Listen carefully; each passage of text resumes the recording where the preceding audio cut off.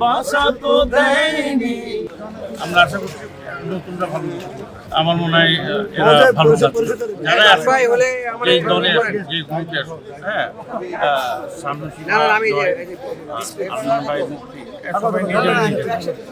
আর আমি তো আগের থেকেই এক কথায় বিশ্বাস, কারণ শিল্পীদের মন থাকবে উদার, যে ফেল করুক যে পাস করুক সবাই সবার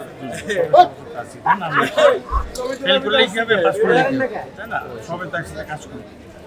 যদিও এখন কাজকর্ম খুব কম, তারপরেও দেখি এই নতুন ক্যাবিনেট আসার কাজকর্ম কেমন করে, ভালো কিছু করার প্রত্যাশা, মানে আমরা আশা করছি নতুনটা ভালো।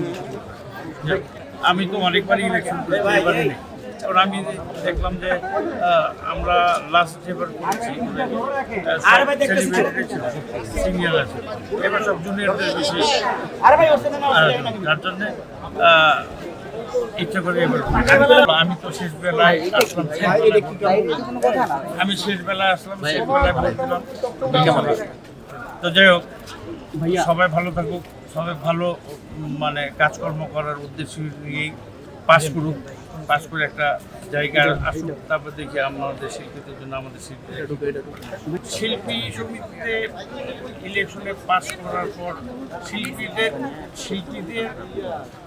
উন্নতি করবে, শিল্পীদের লাইমলাইট আনবে ডিরেক্টর, শিল্পীদের কোনোদিনই নিবে দিবে, এক নায়ক আরেক নায়ক টাকা দিবে, তাই না?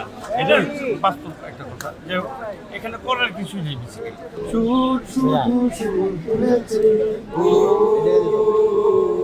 বাসা তো দেয়নি। Thank you very much. সবাই ভালো থাকবেন, সবাইকে ভালো রাখবেন। Thank you very much.